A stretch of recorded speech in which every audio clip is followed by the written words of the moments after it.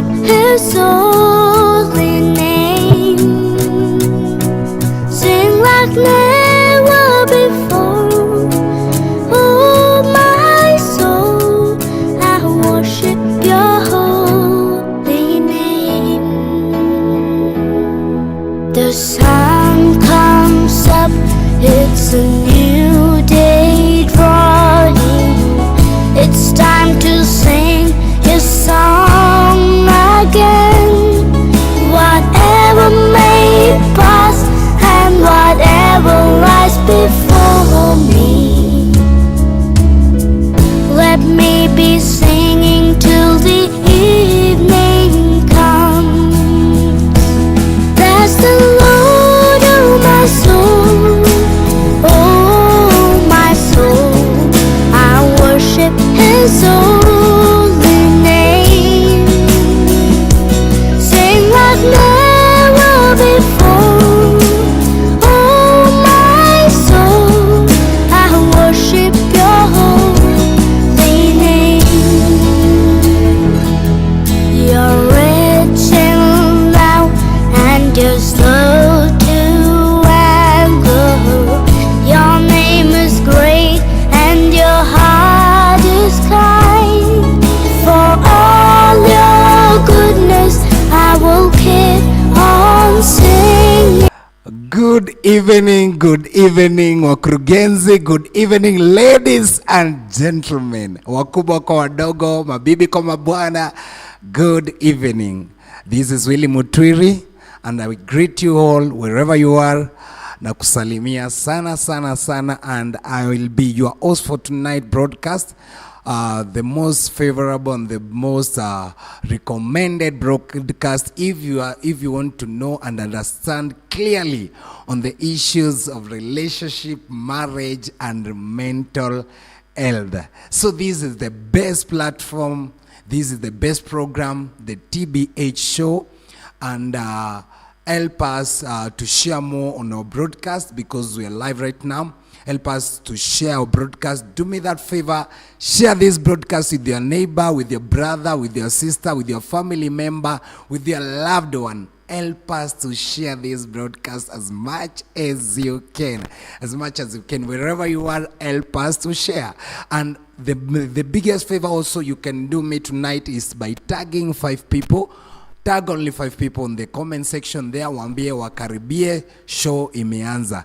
Tag for me 5 people, tell them we are live, and tonight is a show you can't afford to miss, Tonight I'm having this great man of God. He is a husband, he is a mentor to many, he is a counselor, and he is the coordinator of supply in Kenya Pipeline Company. So, and he is heavily loaded to discuss with you on the issue of budgeting. So tonight's topic is my budget. What don't you understand about your budget? What would you like to share about budget? How would you like to handle the issues of budgeting in your family, in your relationship? Tonight we have the right person who will take us through this sweet topic on budgeting. So ladies and gentlemen, without further ado, allow me to welcome my guest on studio, none other but Peter Kisharo. Karibu sana. Welcome. So tuambie majina, unatoka wapi, unafanya nini? Maybe nimefanya just a brief introduction about you. Maybe you tell us your name, where you come from, and then we shall kick on. Just like it mentioned, yes, my name is Peter Kisharo. Edward, you can call me either of them. I was born in Nakuru so many years back.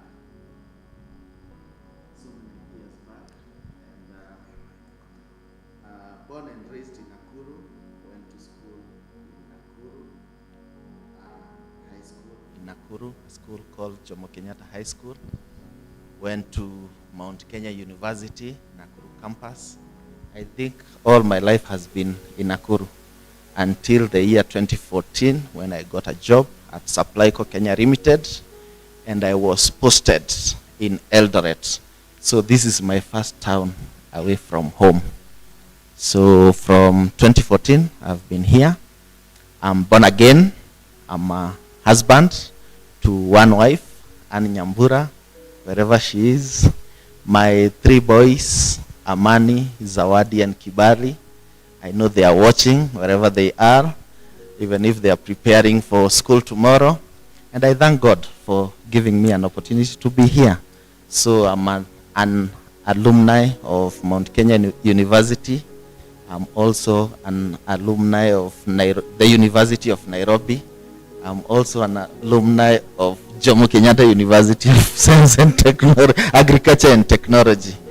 So by the grace of God, I thank God that I am here today. Wow. Hey, Yeah. uko alumni mara ngapi? Mara 3.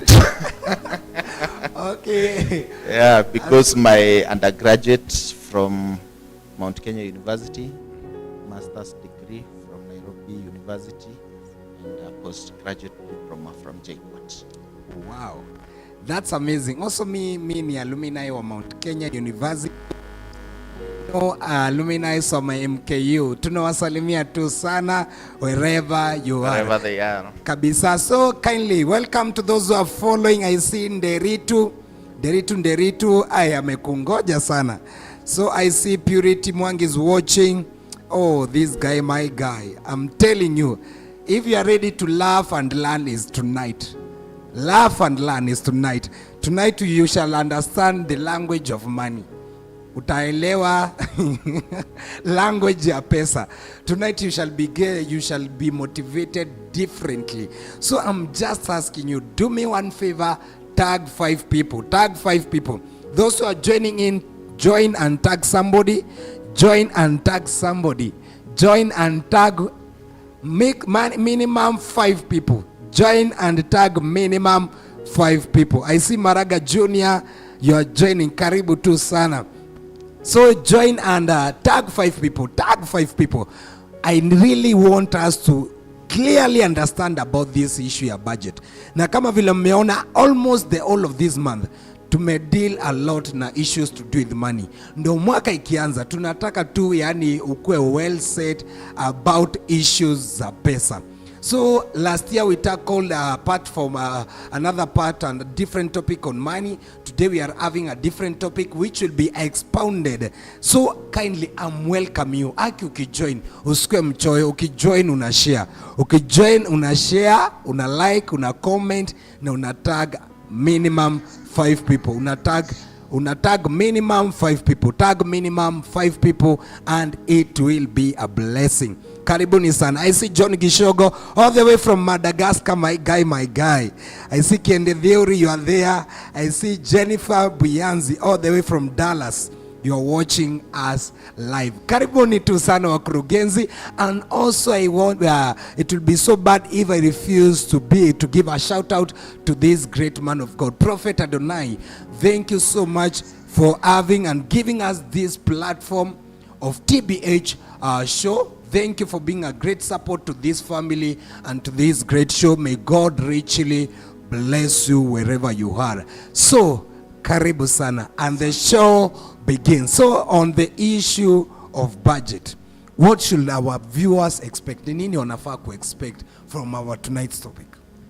Just like you've mentioned, I think we are talking more of family setup and how families should be able to budget the little or the more they have to ensure they live a good life. That is what I would say. So I want to start by thanking you for giving me this opportunity to be here. And I enjoy your excitement. I like the way you are excited, and thank you for touching lives and for this opportunity that we may be able to help 1 or 2 people. So I think that's how I look at it. How do families, couples, husband and wife, together with their children, how they are able to plan themselves to ensure they live, I would say, a good life, a successful life, with the retro how much they have. Wow. Yeah. Amazing.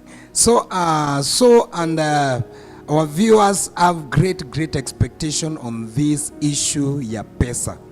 And we know from the position you are, I know you have seen a lot, you have heard a lot, you have experienced a lot about money. So, while we were interacting, you shared a very sweet story, maybe before we get to the main topic, on how you met with your wife, your previous life, and maybe in that brief explanation and brief background, explain to us how vile pesa ilikuwa inakupeleka. What were you doing maybe before you get married? What were you doing? Were you just idle, ama you were doing something before you meet your wife? Let me start by saying it took me so many years kabla ingie box since the first time nilimwona, and I thought she's I think this is the bone I'm supposed to look for. So after we go to the same church, but before we met, we were going to another church. We used to live in another town, but luckily we moved from where we used to live miraculously. It was how it happened was funny, because I can tell you for a fact, in our family we are many, but all of us agreed to go to school, so we are all educated, and at some point all of us got opportunities and we had to leave our parents back home. But during that time, I think I was the only one who was remaining at home. But we were attacked by thugs on 3 occasions. And on the third occasion, we all decided that this is not the kind of life that we want to live. We've gone to school. We've not gone to school to stay at home. So at some point, we'll have to move and leave our parents. So what happens? Things are not getting any better. Things are getting way worse. So people don't have money. Majority of the youths in that area didn't go to school. So this is not what we want our parents to live with. So we decided to move, and we went, looked for a plot somewhere. We built home, and we were able to move. So we moved from that area. Then we now had to move to this church where my wife, they used to worship, and I saw her, and it was a journey. Now, being a pastor's daughter, you know, it is not easy. So you have to prove yourself 100% before, and you see, she also has to do the background check. So it took a while. We are talking of from the year 2008 to around 2011. That is when things started working. At least I could call, and the phone is answered. And you see, we are going to the same church. By then we were in the university, both of us. So until this one day, I stood somewhere and I told her, you go, but no, I'll be here waiting for you. I think those words struck her. And finally she came to tell me that it is not that I was not good looking. I had all the potential. Yes. And what she was looking at then, it was the potential in me. Because then we are university students. We don't know what our future holds. And after we completed our university, she was the first one to get employment. She's a teacher by profession. Wow. Shout out to her. She is an English literature teacher. Mm-hmm. So that's what happened. But then, now, things had started working out. At least we could meet in town for a cup of tea and coffee. And she got employed before me. Okay. I wouldn't say in our family we were badly off. I could get something to take her out. But I want to say it, that she was taking care of me because she could send credit 50 bob, which was sacrificial. And at the end of the month, she could squeeze something for me. So I remember when she got her first job, I'm the one just to mark my territory. I escorted her to her workstation, and the teachers saw us, and all of them, she was telling me, everybody commented, this one is marked. So it has been a journey, and the way she would sacrifice the little she had, it was very dear to me. And few months later, I got employed. And you can imagine now things have changed. Now it is payback time. And I have been paying it back to date. So now we are earning, both of us. We are not married yet. After I got my job, we got married 1 year later. I was posted here in August 2014. In fact, I reported on the 24th of August 2014, and we did our wedding on 15th August 2015. So it has been a journey for us, and I appreciate her and I celebrate her tonight. Wow. And how has been this journey of greatness? Because we really want to understand, were you stable before you marry her? Maybe after high school, how was your life? Tunataka kujua this journey paka ukwe sasa supply coordinator at Kenya Pipeline. How has been the journey? So what happened, at some point when I was in the university, one of our lecturers was very candid with us. And he told us something that really struck me. That you see, in a class of 24 students, there are some who will get employed before they finish their coursework. Others immediately they graduate. Others after 1 year. Others after 2 years. Others after 10 years. And it really struck me. And it became one of my prayer points, that God, don't allow me to tarmac. God bless me with something that I can do with myself.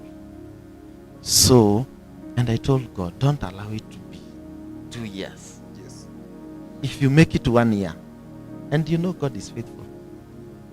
I graduated in August of 2013. And I told you, I got a job in August 2014. So to me, August is always a good month for me. It's always a good month for me. So, and when I completed my university, my undergraduate, I was praying for 5 things. Yes, sir. And the prayer points were very specific. That God, one, yes, God will give me a good job. Once He gives me a good job, give me a car, so that I can be able to drive myself here and there. Yes. The third thing was wife. The fourth one, Yes. a child. It is not obvious that when you get married, you will get children. You thought it is not automatic. Guaranteed. It is not guaranteed. So you pray for them. And God, when you do all this, Yes. allow me to live for you. Number 5. Number 5. Can I surprise you? Yes. I got my job 1 year after completion. Wow. I got my car, my first car, 1 year after I got my job. What? I got married 1 year later. 1 year later. Wow. We got our first son 1 year later. And here we are, thanking God. Hey, wow. Hey, what an amazing story. Hey. What? I remember while we were sharing, ulikuwa unaniambia kinda, kwenu yani mulikuwa mafukara sana. Yani mulikuwa very low. Yes, because I was telling you, kwetu tumezaliwa tukiwa wengi, and we thank God for it. And our parents parents really sacrificed for us Yes. to ensure we get education. Kwetu sisi wote na tuko zaidi ya 10. Kila mtu so they really sacrificed for us. It is not that they had that much, but in one way or the other, God allowed us. It was a struggle. Like for my case, when I was in Form 2, for a whole time, I didn't go to school because my sister was sitting for her KCSE that year. So my parents decided to first educate her, pay for her school fees so that her education is not hampered in one way or the other. But I want to thank God that one day when we were attending a Sunday service, our pastor said that we sit as families. If your parents fellowship in the same church together with your children, you sit together and we pray against the spirit of poverty, of lack, and to pray that God repays us whatever the devil has stolen, whatever the cankerworms, the locusts have eaten. And that was our turning point. And I went back to school, and since then, nobody was there. God opened his doors. And by then we were so many of us. We had attended, so many of us in our family. And my dad by then was fellowshipping in another church, that is Full Gospel. And we were fellowshipping at Crisco Church, that is Nakuru, Bahati. And that was our turning point. So you can be sure God returned whatever.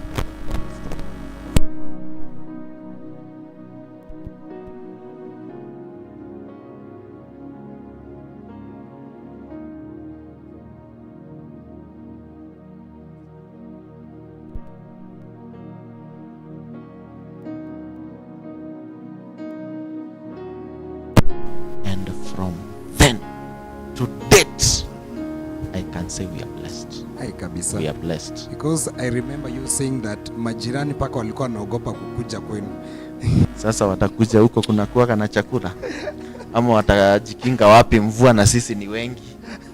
Sisi ni wengi sana, hakuna mahali kwa kujikinga mvua. But I would say we despise humble beginnings. Do you think it's a bad thing to have many children? I don't think so. Today, if we go home for Christmas, I can tell you it's a joy. It's a joy. And all of us, we are married, we have children, so our sitting room is so big. Together we so that we can be able to be educated, all of us, and we thank God. Everybody is successful. Everybody is successful. Wow. So it was a turning point for us. And then our parents were very committed to the work of God, supporting church work, in the construction of churches. They've really done so much. So I can say we are riding on their good works. Because I can guarantee you, when I'm seated in my office with that chair at Songa, you can be sure my mom or my dad have never been sat on a chair like that. But they are children, and you see that is the joy of every parent. That my children will not go through what I went through. And they are reaping their hard work. Yes. Tukikuja kwa topic yetu, hebu tuelezee budget ni nini? What is a budget? A budget is when you agree on what to do. When you're doing marriage counseling, there's that will be your fee. And it has so many things on how you're going to relate with one another, how you're going to relate with your in-laws, how you're going to deal with your issues, how you're going to spend your money. So, and there are things you feel, and she looks at, you feel your book, and she feels hers.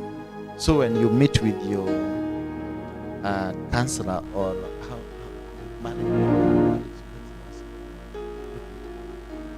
hao watu wenye wanakushika mkono before you get married, hao, so come share together what you agreed, and you choose to live by it.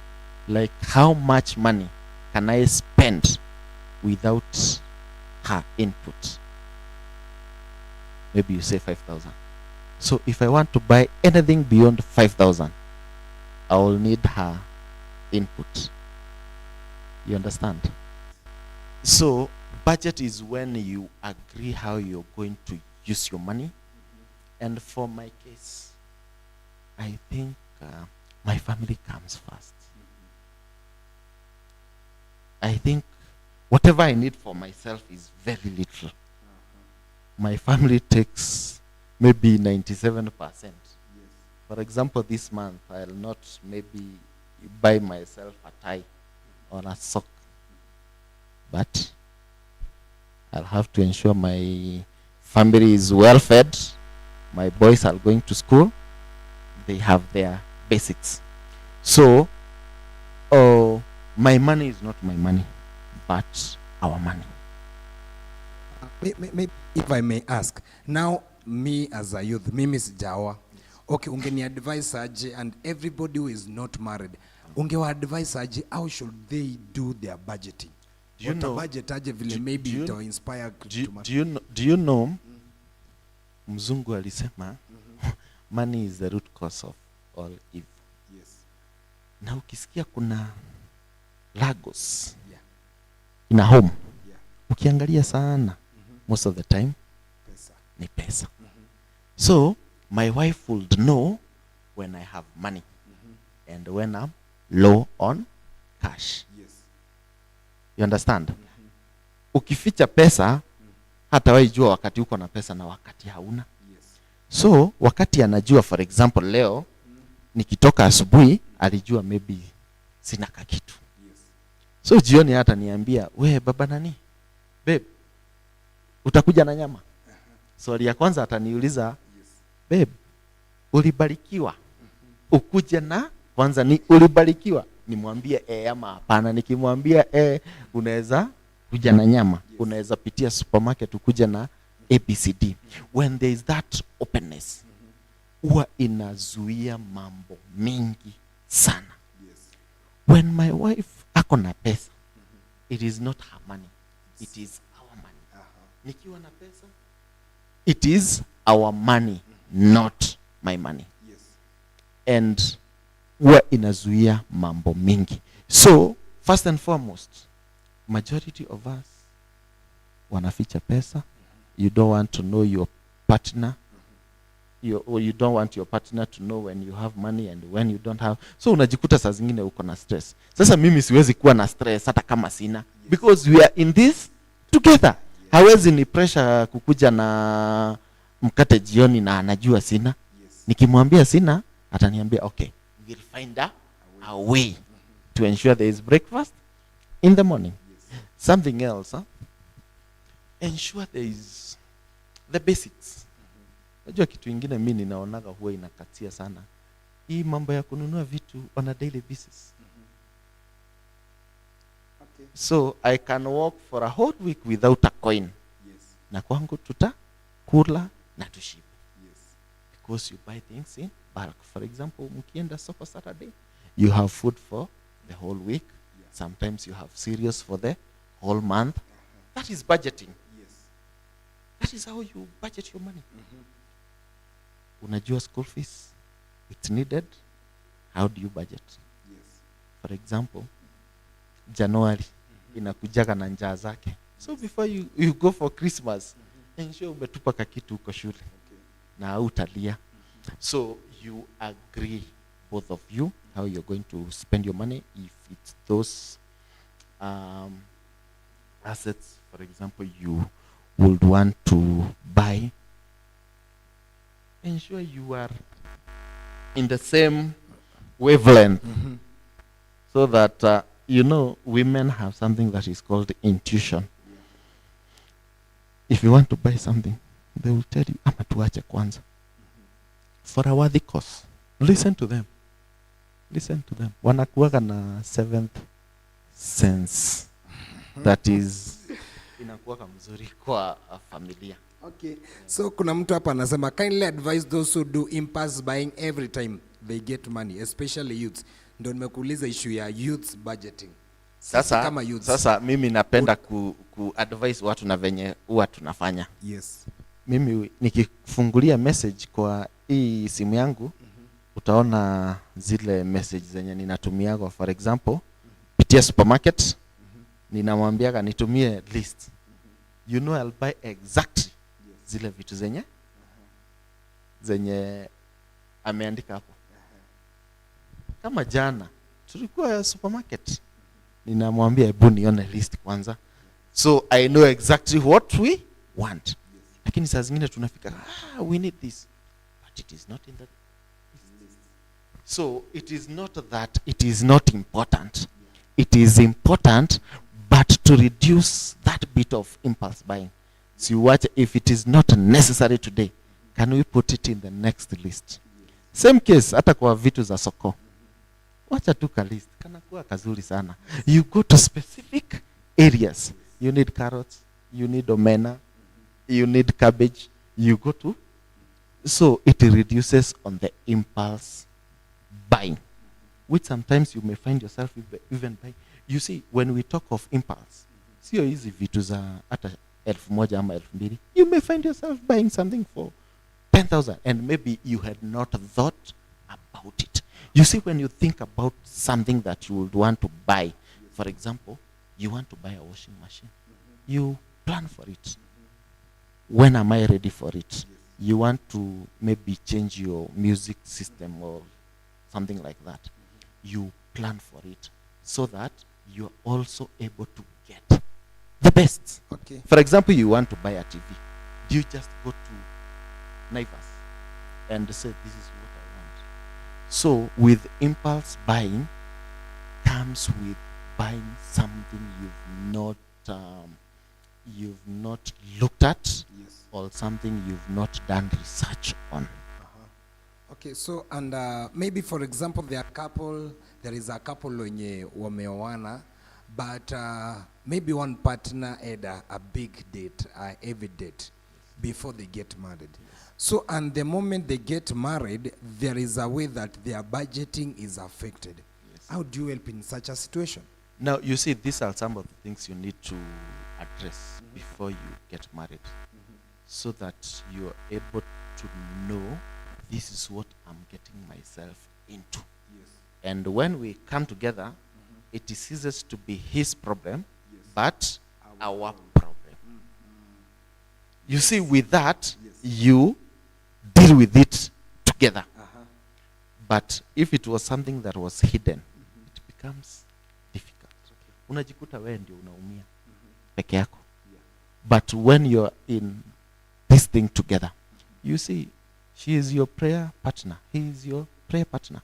You pray together. And when you pray together, God works out a way. Okay, and there is this pressure, for example, from the friends or neighbors who are earning more than you.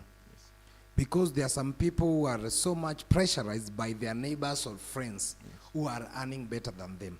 So is it, should you do the budgeting when you have less or when you have more? Or in either cases, you should have a budget that suits you? You see, for example, that's why I was saying, if you want a washing machine, and maybe, for example, your salary cannot be able to buy it at a go. So you plan, you project that every month I'll be saving 10,000 because I want to buy a 50,000 washing machine. So it will take you 5 months. And the most unfortunate bit is comparing ourselves with our neighbors. Haujui huyo mtu anatoaga pesa yake wapi. You understand? And that's where you will go wrong, comparing yourself. Anaenda kwa mtu anasema, au wako na 55 inch TV na wewe uko na 32. Now you want a 55. Wewe ujui aliipata aje. So stick to your means and agree this is the match we have. And doesn't mean that you will not get whatever you need. You can. When you budget for it, you get it. It may take long, but you'll surely get it. Okay. But if you go for it today, for example, you want that 55-inch TV, and then you are not able to pay school fees, or you are not able to meet your basic needs. So are you helping yourself? Okay. You are not helping yourself. Sure. So agree on something. This is what we want to do next. For example, she will tell you, if I want us to change our cutlery, our kitchenware, you see now you start researching. Yes. What do you want? Yes. You want serving dishes that looks like this, cups that looks like this. Now you look at your pocket. Yeah. Most of the times nasikiaga wife akiniambia, ile siku yenye utapata pesa mingi, tutafanya ABCD. Yes. You see, hakuambii twende tu, anakuambia now you start thinking. So ile siku yenye utapata hako kapesa, unakumbuka. Yes. Unakumbuka, alikuwa anataka hii. So unamwambia, by the way, ile kitu yenye ulikuwa unasema, maybe you will find even that need has been overtaken by events. There's another thing that is more pressing than what you are, what you wanted. So budgeting is on a case by case. Okay. It's a month by month, year by year. Okay. Because needs will always change. Okay, and maybe giving yourself as an example, your family as an example, because there are some people who are unable to do budgeting of those other expenses that come by. For example, maybe mtoto amegonjeka. For example, kuna kitu imevunjika mahali. Yeah, for example, kuna kitu inahitajika kwa familia. Okay, how do you do the budgeting of those things? Those expenses come by unexpectedly. So, what I would say, it is always important to have something. Inaitwa emergency kit. More so, for example, when you don't have a medical cover. You see, when you have a medical cover, issues with the hospital, and that's not an issue to you. Yes. But to somebody else, it might be an issue, more so when you don't have that card. And you see, emergencies will always be there. Yes. I think it is important to have something for that unforeseen day or night. It is important to have something in your pocket. Ya kwamba hii ni ile yenye wanasemaga ile ya usiku mbaya. It is important to have that.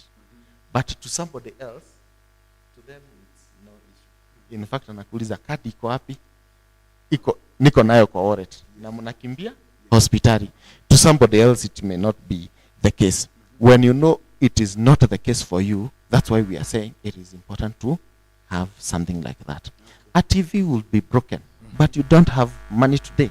So that's something you plan on how to replace the TV. You may choose saa zingine simu zinavunjikaga and you don't have money. Does it mean it is the end of the world? It is not the end of the world. You find your way. You find a katururu to keep you moving, and you see now that's something that has come up. Now maybe you re-strategize or you replan, because maybe it was not in the plan. Maybe, like an example I had given, you want to buy a washing machine, you had saved 30,000. Now your phone is broken. Now what do you do? What is important to you? The washing machine? What is necessary at that time? So that's how you deal with these things. And when you deal with these things together, they become very easy for all of you. Okay, to this big question now, because nafikiria wengi wamelemewa this side. How do you budget for a wedding? Because I think most of the people hapa maybe ndio imewapiga chenga. Kuna mtu anataka a very big wedding but ana that plan, anategemea tu kamiti na maybe kanisa chenye itafanya. Okay, can you help us? How do you budget for a wedding? I think we all budget for our weddings differently, depending on how we are, maybe the status we are, maybe financially, and you see, majority of us would want to do a dream wedding. And if I would ask you a question, what is a dream wedding according to you? Dream wedding is that wedding that you have been having in mind, in consideration of the venue, Yes. and what you'll have, Yeah. and what will be catered for, and maybe where you spend after the wedding. Yes. Yeah. That's your dream wedding. For example, you would want your reception to be in a venue away from church, Away from church. which comes with money, Yeah. budgets. You would want maybe your wife to be chauffeured around in a limousine or in a Range Rover. Yeah. You would want a cake that looks like. Yeah. You would want a decoration that looks like this. That's what we call a dream wedding. How would you want to be dressed? Yeah. Would you want to hire a gown or a suit or make one for yourself? All that constitutes a dream wedding. Sure. Now, this is where the road, do they say the rubber meets the road? Yeah. The money you can be able to raise by yourself. And I was telling you, as young as you are, you know one day you will get married. Start praying today that God will help you and will bless you financially, that you can be able to cater for your wedding, regardless how much. 200,000? That can be a very good wedding, your dream wedding, dependent on how much money you can be able to raise yourself for yourself. But nowadays we are relying on friends. Friends, people we call friends, and maybe you don't have that relationship. Maybe because your colleagues, they are your colleagues, you work with them, they are church members, and when you put those people in those WhatsApp, 2 weeks to the wedding, and you are at 3,000, and you had pledged you will, whatever you've pledged is 100,000, and you know very well, iyo pesa haipatikani. You see, that's where now frustrations now comes in. Depression. Yes. Watu hawanipendi, hawatoi pesa. If we can be able to plan ourselves and start praying as early as, because God is always very faithful. And I always pray that you pray to God that He will send you help. He will send you people that will stand with you financially, that will stand with you spiritually. Those people who don't have money, but they can pray with you. Yes. And there are people who will not pray with you, but they can give you their car. Ikuwe kwa msafara. Yes. Kuna watu hawatasimama na wewe, but they know how to bake cakes. Anaweza sema hiyo siku ninunulie tu viungo, I'll bake the cake for you. Do you know how much money you will have reduced in that budget? A lot. So dependent on how much you can be able to raise yourself, or both of you, maybe together with your family, I think that constitutes a dream wedding. In the event nobody supports you, how much money are you willing to raise to do that wedding? I know it's a topical issue where we all look at it in a different way. But and that's why majority of people who did their weddings, if you ask them whether they can repeat, they will say, why? Never, not me. But for my case, I would say I would repeat the same, because I had so many people who supported us, my parents, both sides, friends, like family friends. For example, a cake was given by a family friend. Vehicles we had no budget for. When you're able to reduce that, you're able to do a beautiful wedding that will always be memorable. And sometimes we go for things that are so expensive. For example, on photography and videography. And can I tell you something? Maybe you will watch that video only once, and that's it. Those photos, you will see them once, and that's it. Look at the budget for videography and photography, 100,000. 100,000. So it is also good to prioritize.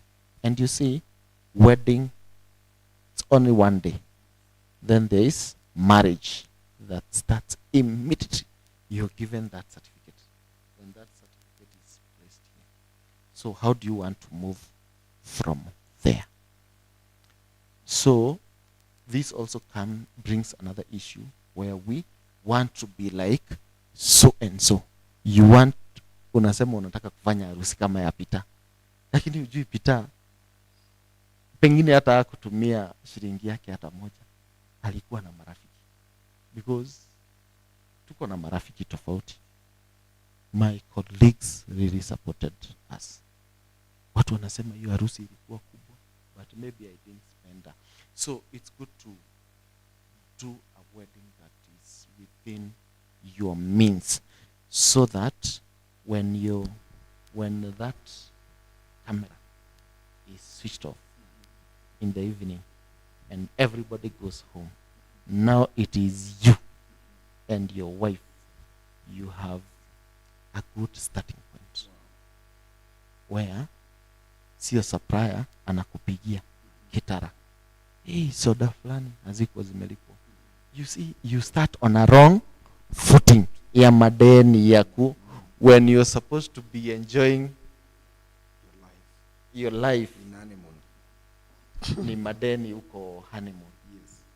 But what I would say, you do it prayerfully. God answers prayers, and God can send you help from whatever situation you may be in. Okay. I think I've tried to. I have Sure. tried. Yeah. Yeah.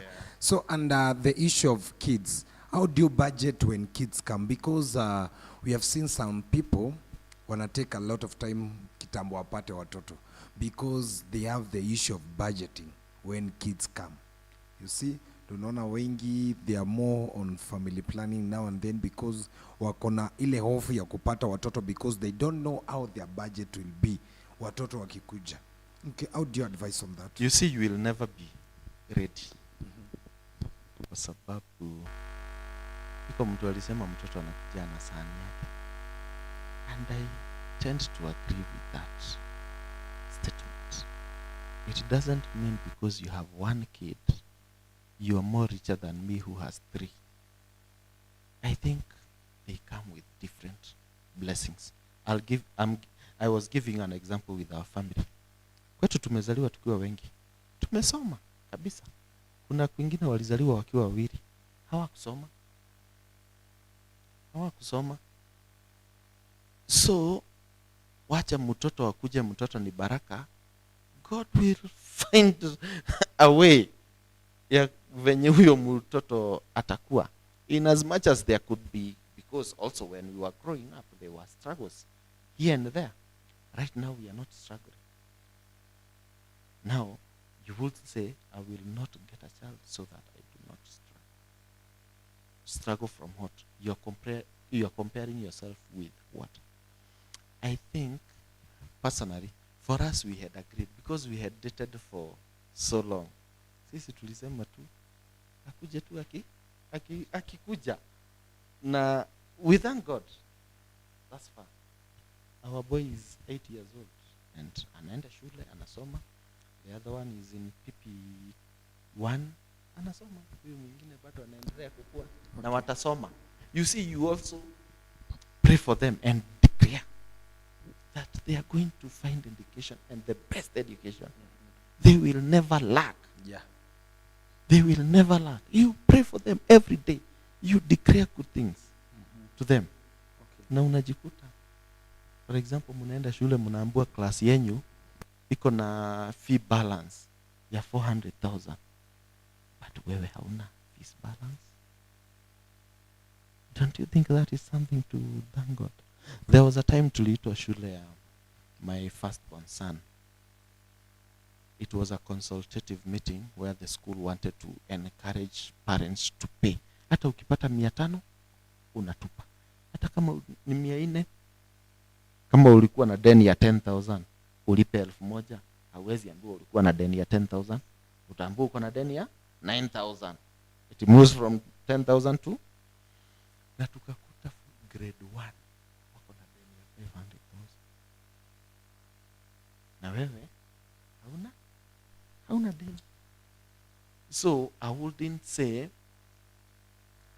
anyway, in as much as it is good to plan and think, you know, you can only plan when you get there. You cross the bridge when you come to it.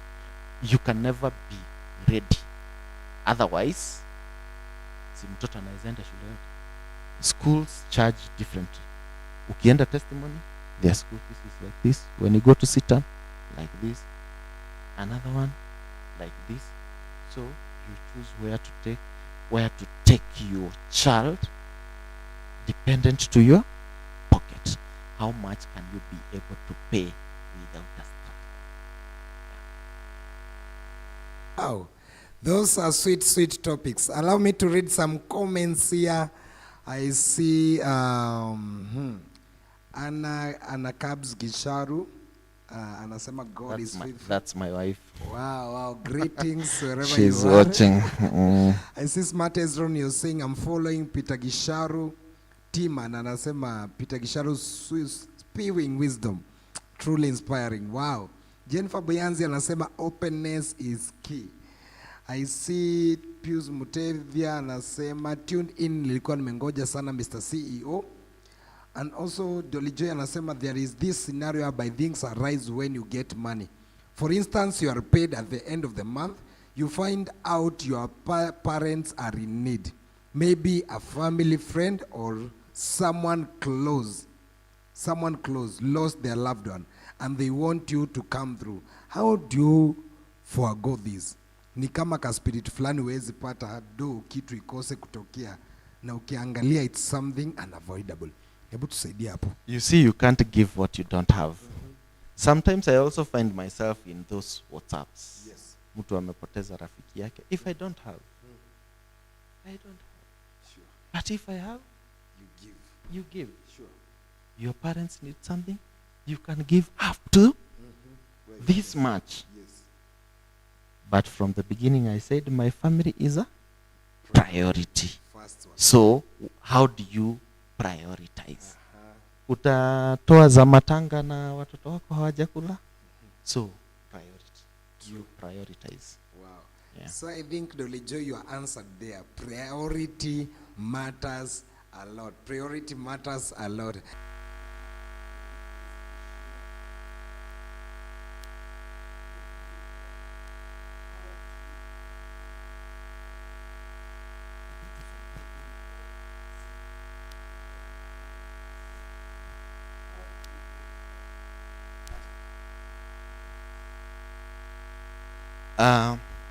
You see, it depends on families.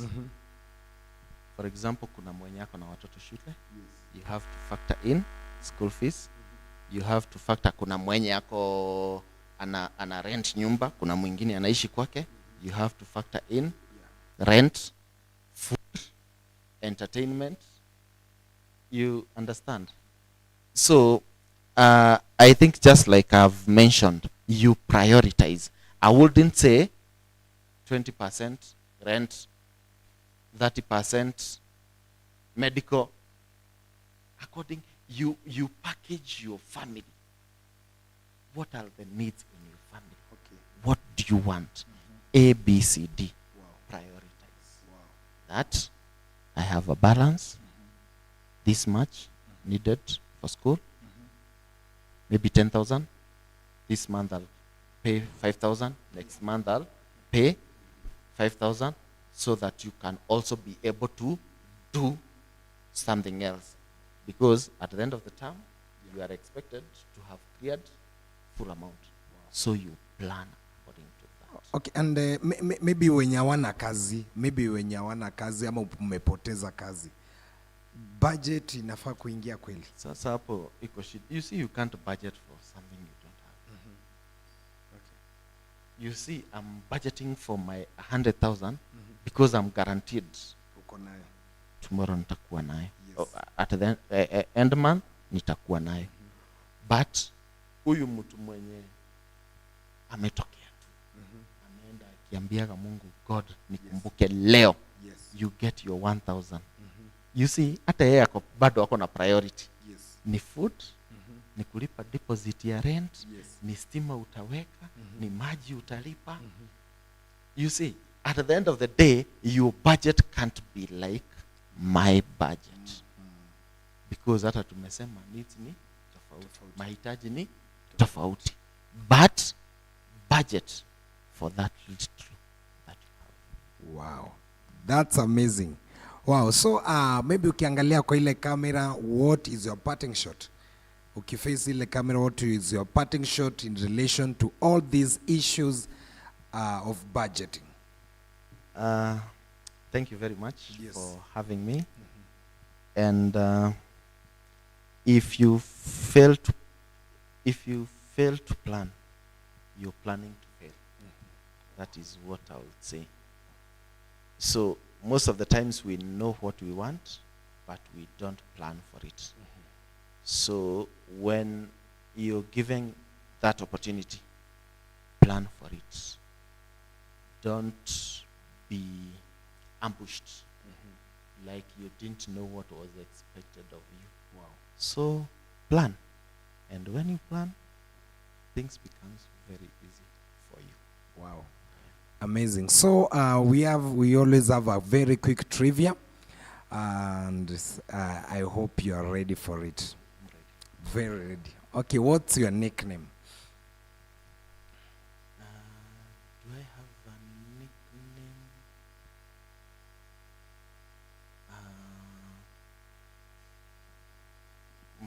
I think when you hunipea nickname labda Pete from Peter. Okay. Pete. Okay, and what's your favorite name? What's the favorite name do you use to refer your wife? Babe. Okay. What's the name of your fourth born, the upcoming fourth born? Right now I wouldn't tell. Fourth born? No, I don't know. Okay. Because that is something we agree with my wife. We pray about it. They are not just a name, Yes. but they carry an anointing. Wow. So when we come to that, we will surely have. Okay, which city are you planning to visit before the end of this year? Before the end of this year, if I get an opportunity to visit Cape Town, why not? Okay. If you are to bring one law in marriage, one unique law, what law could it be? One law in marriage. Ungeambiwa tu tengeneze sheria ya ndoa, ungeleta gani? Love your wife and your wife only. Wow. Okay, and what's the most weird thing are you planning to hit this year? What is? Most weird thing you are planning to hit this year? To eat. Yeah, very weird. I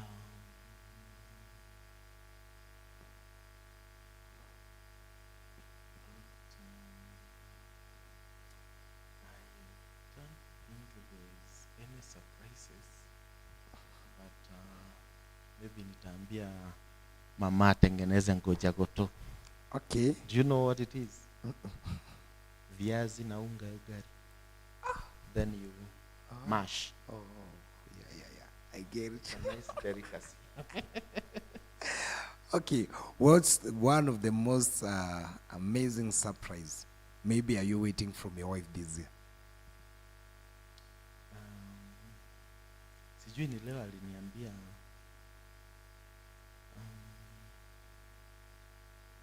tuliona kasichana karembo mahali. No, there is a kuna jamaa kwa church yetu and they are very tight with the daughter. Akaniambia, unajua hata wewe ukikuwa na kadota, maybe that's how tight you'll be. Maybe she could surprise me. Okay, what's your favorite all-time quote? Quote yenye hata napenda kuweka kwa status. To God all the glory. In everything that we are, whatever we have, to God all the glory. Okay, who is your mentor? My mentor, I think I have many. There are many people I look up to.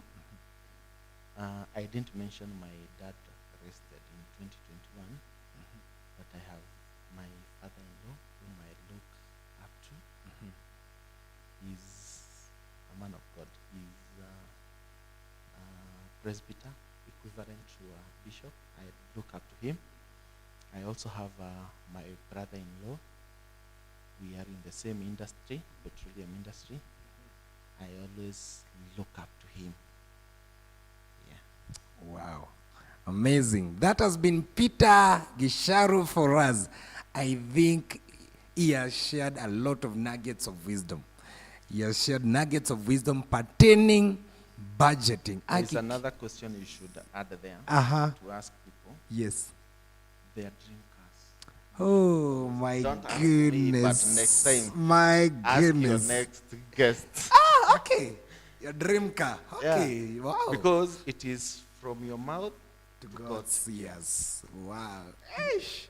Wow, that has been Peter Gisharu for us. Anapenda magari. Ukisikia akisema hivyo anapenda magari sana. Wow. And by the grace of God, he shall surprise me in the nearby future. By the grace of God. Wow, thank you so much for those who have been tuning in. Those who are tuning in right now, may God bless you so much. You have made our discussion to be very fruitful and very healthy. Thank you so much. And we are hoping to have a very wonderful session with Peter Gisharu from Thursday. From Thursday, we are starting TBH classes, Basics of Guidance and Counseling. Basics of Guidance and Counseling, starting this Thursday, courtesy of TBH, and it is free of charge. Ni wewe tu bebe notebook na kalamu, masikio na akili. Only those. You come there with them, and we will be meeting at Jade Building, 2nd floor. And the class takes from 6 to 7. Our facilitator is none other than Peter Gisharu. Tutakuwa na yeye from this Thursday, and it will be of great, great blessing.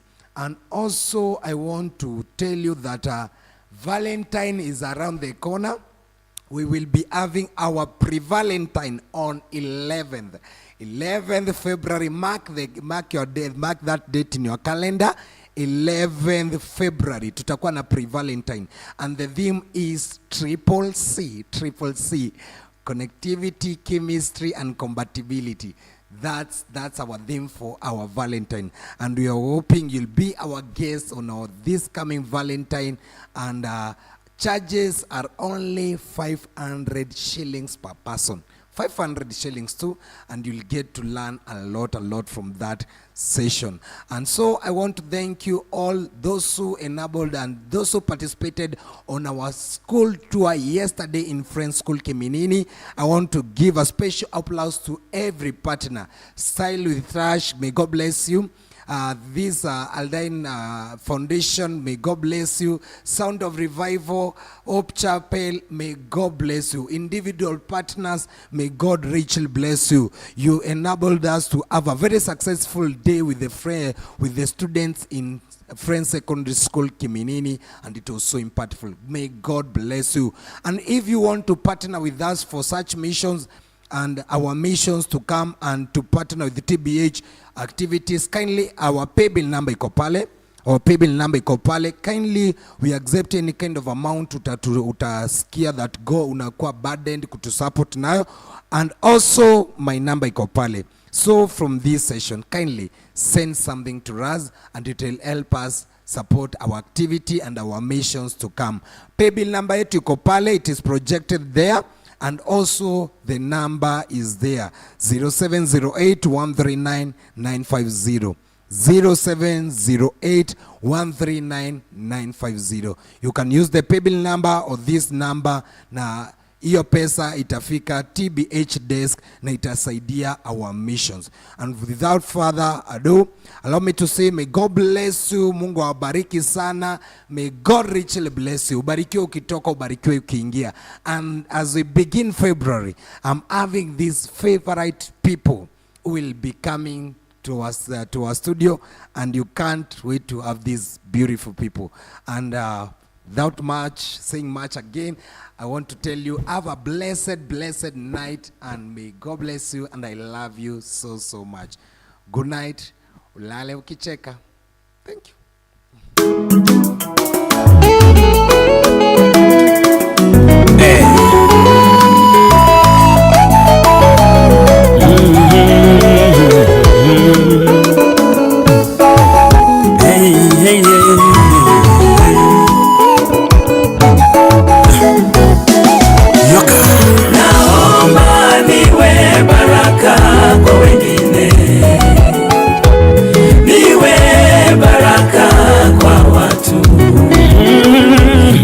Sababu yeyote kuanguka.